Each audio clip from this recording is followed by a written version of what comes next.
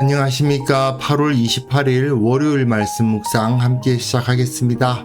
주님께서 우리를 붙들어 주시고 은혜 베풀어 주시고 하나님의 그 뜻을 우리를 통해서 이루어 가신다는 사실을 우리가 확신하고 오늘 하루도 승리해 갈 수 있기를 간절히 기도합니다.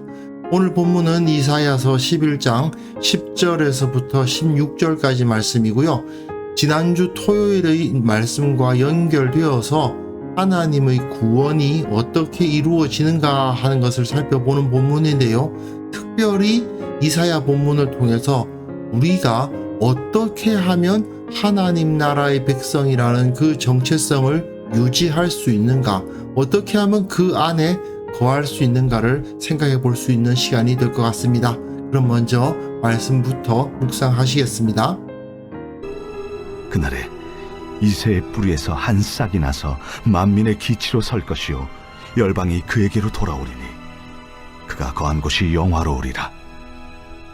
그날에 주께서 다시 그의 손을 펴사 그의 남은 백성을 아수르와 애굽과 바드로스와 구스와 엘람과 시날과 하맛과 바다 섬들에서 돌아오게 하실 것이라.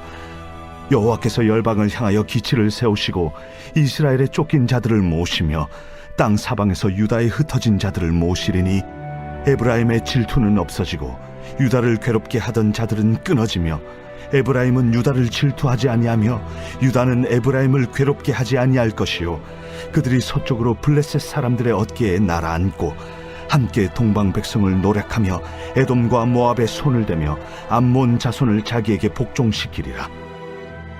여호와께서 애굽 해만을 말리시고 그의 손을 유브라데 하수 위에 흔들어 뜨거운 바람을 일으켜 그 하수를 쳐 7갈래로 나누어 신을 신고 건너가게 하실 것이라.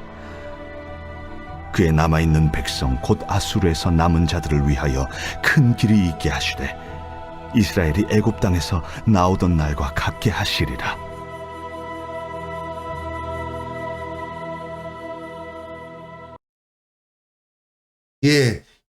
우리가 상당히 오랫동안 유다를 향한 심판의 메시지를 묵상해 왔는데요. 이 본문을 통해서 하나님께서 정말 원하시는 바가 무엇인가 하는 것을 살펴볼 수가 있죠.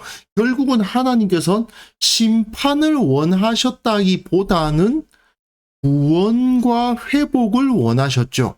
빨리 돌아오기를, 이 교만한 백성이 돌아오기를, 좋은 열매 맺기를, 그리고 들어도 듣지 못하고 보아도 보지 못하는 것이 아니라 하나님의 말씀을 듣고 보고 순종하는 백성들이 되기를 원하셨는데 그게 잘 안 되니까 하나님께서 결국은 심판을 내리시고 결국 그 심판 이후로 남은 자가 돌아오는 그 은혜를 베풀어 주셨다 하는 그 메시지가 계속 나오고 있는 겁니다. 근데 오늘 본문을 보시면요, 이 회복의 메시지를 볼 수가 있는데 어떻게 보면 역사라는 것을 생각해 보았을 때 과연 이것이 가능할까 싶을 정도의 굉장히 불가능해 보이는 그런 회복의 메시지가 이어지고 있습니다. 하나님의 나라가 세워질 것이다 하는 것을 보여주고 있는데 과연 이것이 현실적으로 가능할까? 그런 의심이 들기도 하죠. 그날에 이새의 뿌리에서 한 싹이 나서, 이건 1절의 내용과 굉장히 비슷하죠. 이새의 줄기에서 한 싹이 나며 그 뿌리에서 한 가지가 나서 결실할 것이다. 그런데 앞부분에서는, 그러니까 토요일 날 우리가 묵상한 본문에서는 그 싹이, 그러니까 메시아가 자기 백성을 선하게 다스릴 거다 하는 메시지가 주어졌는데 이제 10절 이후에는 만민의 기치로 설 것이다. 만민의 깃발이 되실 것이다. 모든 사람들이 그 깃발 아래 모일 것이다. 자신의 정체성을, 자신의 민족적 정체성, 신앙적 정체성을 그 이새의 뿌리에서 난 한 싹에게 둘 것이다 하는 것을 보여주는 겁니다. 열방이 그에게로 돌아오니 그가 거한 곳이 영화로우리라. 모든 백성이 다 그에게 돌아오는 일이 벌어집니다.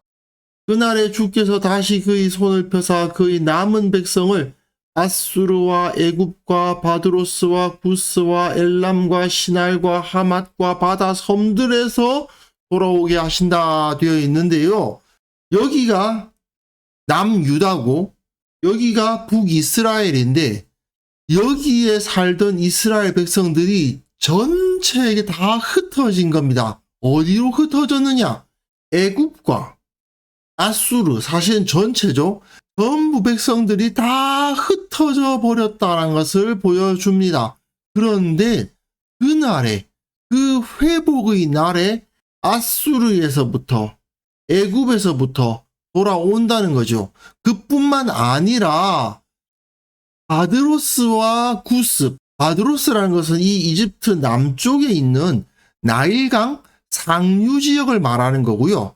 구스는 이 지도에서 나올 수가 없습니다만 더 밑으로 내려가서 에티오피아를 말하는 거죠. 애굽보다도 더 멀리 이 이스라엘 사람들이 느끼기에는 남쪽 끝이라고 여겨지는 그 땅에서 돌아온단 말입니다. 엘람은 여기에요. 이스라엘 사람들이 보기엔 그야말로 동쪽의 끝인데 이 사람들이 이리로 움직이진 않거든요. 북쪽으로 갔다가 이 길로 내려오기 때문에 한마디로 말해서 북쪽 길의 끝입니다. 북쪽 길을 계속 따라가다 보면 결국 동쪽으로 꺾어지긴 하지만 어쨌든 길은 하나밖에 없는 거예요. 여기는 사막이기 때문에 사람들이 다니지 않는 길이니까요. 그러니까 이리로 사람들이 왔다 갔다 하는데 북쪽으로 올라가다 보면은 결국 받는 땅끝, 거기가 엘람입니다. 시나알은 바빌론을 다른 말로 표현한 것이 시나알이에요.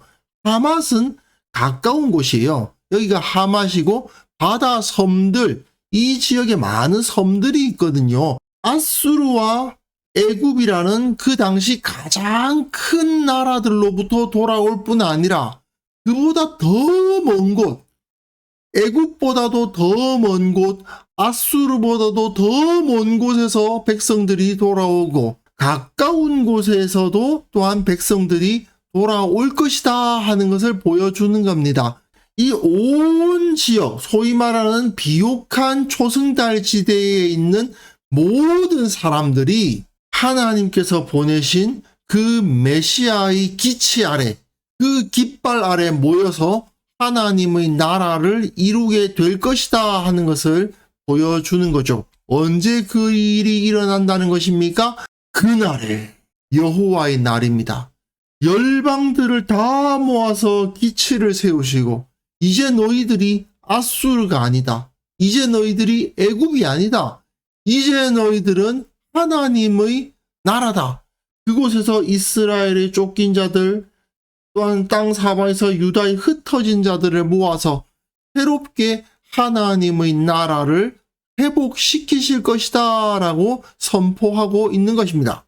또한 그때가 되면 에브라임의 질투는 없어지고 유다를 괴롭게 하던 자들은 끊어지며 에브라임은 유다를 질투하지 않고 유다는 에브라임을 괴롭게 하지 아니할 것이다. 이 이야기는 북이스라엘과 남유다가 서로 갈등하지 않을 것을 말해주는데 특히 에브라임, 북이스라엘의 질투는 남유다 예루살렘의 성전이 있잖아요. 하나님의 백성이라는 정체성을 유다가 가지고 있고 유다의 성전이 있다 보니까 북이스라엘은 하나님의 백성이 아닌 것처럼 되어버리기 때문에 질투를 하는데 이제 그 질투가 의미가 없어질 것이다. 왜? 하나님께서 이들을 모두 다 하나로 묶으시는 참 메시아, 진짜 왕을 보내주실 것이다 이 말이죠.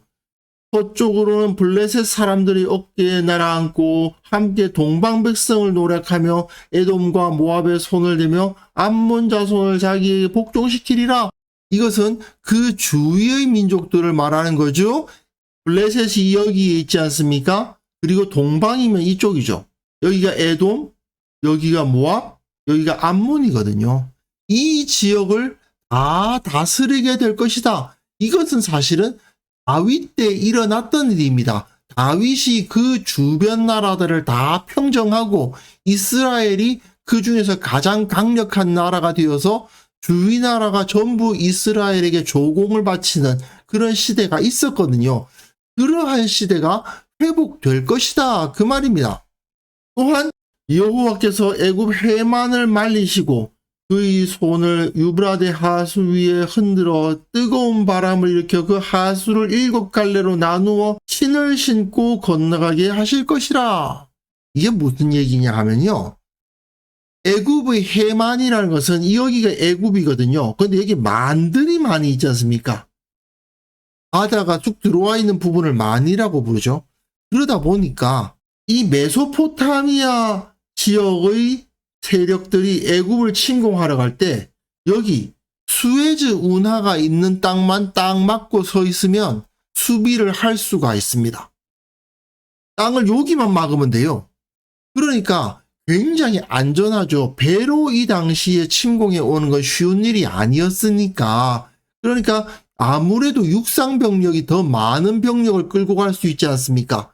그런데 애굽은 여기만 딱 막는 겁니다. 만들이 있으니까 바다에 의해서 길이 좁아진 거 아니에요. 그런데 하나님께서 어떻게 하시겠다는 겁니까? 이 만들을 메워버리시겠다고.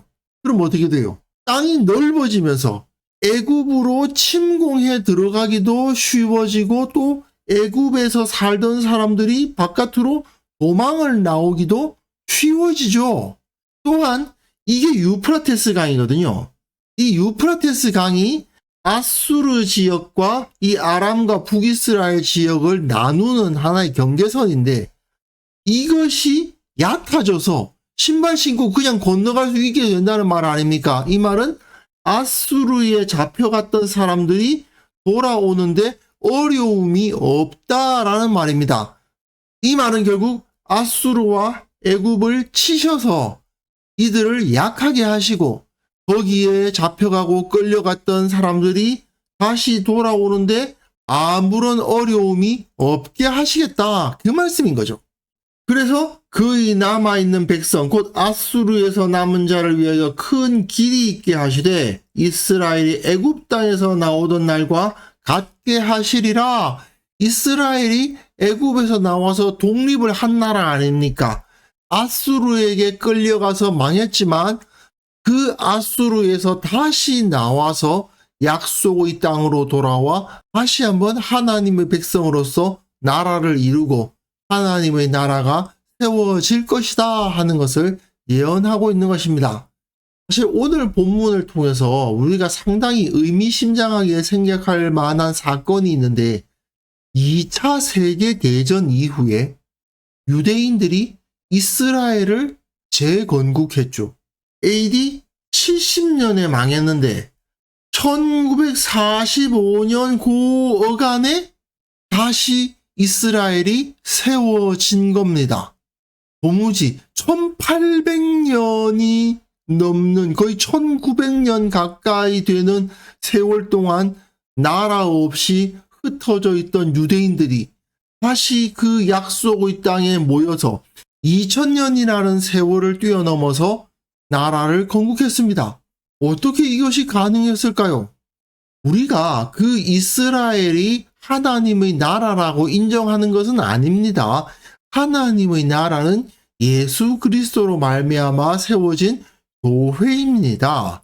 그런데 그럼에도 불구하고 저들 유대인들이 그 땅에 다시 모여서 나라를 세울 수 있는 것이 어떻게 가능했지? 아니 2000년이 어떤 세월입니까? 2000년이라는 세월이 지났는데 어떻게 이들이 다시 유대인들의 나라 이스라엘을 회복할 수 있는가? 이런 놀라움을 갖게 되죠. 어떻게 그것이 가능했는가 살펴보면요. 결국은 그들에게는 토라, 율법이 있었습니다. 구약 성경을 그들은 끝까지 가르쳤고요. 아무리 각 민족에 흩어져서 소수민족으로서 서름을 당하면서 살아도 성경을 후대에게 계속 가르치는 일을 계속했기 때문에 그들은 2000년 동안이나 나는 유대인이다 하는 정체성을 잃지 않고 있었고 그리고 그들에게 기회가 오니까 2000년 후에 이렇게 상당히 강력한 국가를 다시 형성할 수 있는 것을 볼 수 있습니다. 이사야의 예언을 한번 생각해 봅시다. 히스기야와 요시야 때에 이미 멸망해버린 북이스라엘의 백성들을 모아서 하나님을 예배할 수 있게 하는 그 역사를 통해서 부분적으로 성취가 되었죠. 하지만 이사야가 바라본 것과 같은 그러한 온 백성의 모든 민족들이 모여서 하나님의 백성이 되는 일은 예수 그리스도에 의한 복음에 의해서 이루어졌습니다. 교회가 세워질 때에 이 일이 가능해진 거예요. 모든 민족들이 혈통과는 상관없이 오직 믿음으로 하나 되는 역사가 예수 그리스도 한 분, 그분을 왕으로 섬기면서 이루어지는 일이 벌어졌습니다. 하나님의 말씀이 그들 가운데 계속해서 이어져 내려왔고, 오직 성경, 오직 믿음, 그 믿음을 가지고 있었기 때문에 가능했던 일이죠. 결국 하나님의 나라가 세워지기 위해서는 다른 어떤 것이 아니라 말씀을 붙들어야 됩니다. 각자의 사람들이 말씀을 통해서 자신의 신앙적 정체성을 회복해야 할 때에 하나님의 나라를 회복할 수 있어요. 세월이 2000년이 지나도 자기들이 선택받은 하나님의 백성이라고 그 말씀을 통해서 계속 재확인했던 유대인들은 다시 이스라엘을 세워요. 아무리 멸망을 당하고 아무리 흩어져도 하나님의 말씀을 잃어버리지 않으면 저들은 끝까지 그 생명력을 잃지 않는 겁니다. 이걸 우리가 생각해 보더라도 우리가 하나님의 나라를 회복하고 이룰 수 있는 가장 확실한 방법은 무엇이냐? 하나님의 말씀을 알고 가르치는 것입니다. 최근에 들어서 한국 교회가 많은 지탄을 당하고 조롱과 비웃음을 당하기도 하는 그런 상황이 있을 때, 그럼에도 불구하고 우리가 무너지지 않고 다시 회복하여 그 영광을 회복할 수 있을 것이라고 믿을 수 있는 이유는 무엇입니까? 우리가 말씀을 붙들기 때문이에요. 만약에 우리가 말씀을 놓고 전통이나 찾고 있고 건물이나 지으려고 그러고 화려한 예식이나 열정적인 모임 같은 것만 추구하게 되면요, 결국 무너집니다. 말씀을 붙들지 않고 다른 것에 우리의 정체성을 두려고 하면 그거 다 흩어지고 만다는 사실을 우린 철저하게 깨달아야만 됩니다. 그러나 모든 것을 다 잃어버린다 하더라도, 건물이 없어지고 모임이 사라진다 하더라도요, 말씀을 붙들면 회복됩니다. 그 안에 생명이 있기 때문이죠. 세상에서 고통스러운 일을 당하는 일이 있다 하더라도 말씀을 붙들면 우리는 회복될 수 있습니다. 그러나 그것이 아니고 다른 것에 서려고 하면요, 그거 전부 잃어버리게 된다는 사실을 우린 철저하게 기억해야만 됩니다. 우리가 말씀을 붙들고 그 안에 기록된 하나님의 약속을 믿고 따르면 절대 절망할 필요가 없습니다.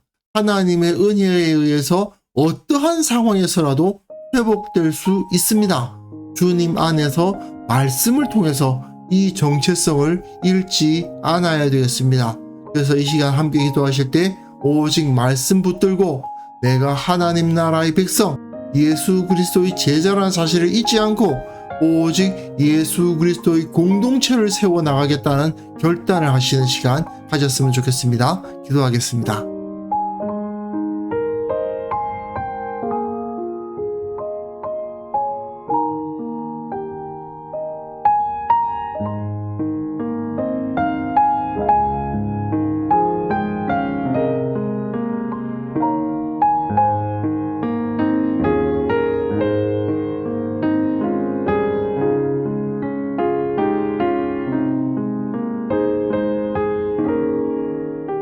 하나님 아버지, 말씀 붙들고 살아가게 하옵소서. 내가 누구인지를 말씀을 통해서 확인하게 하옵소서.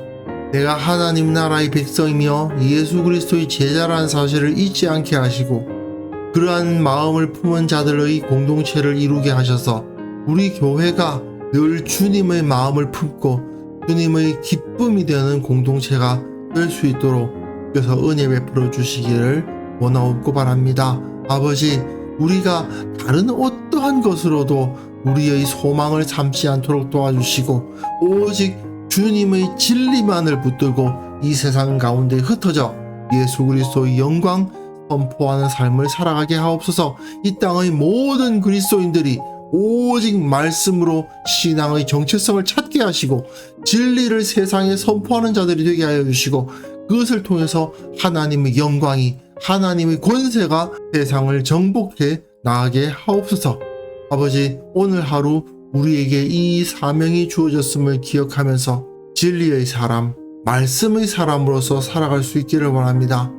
어떠한 어려움이 있든지 두려워하지 않고 능히 극복할 수 있는 강력한 그리스도의 제자들 다 될 수 있도록 도와주시기를 원하옵고 예수님의 이름으로 기도합니다. 아멘.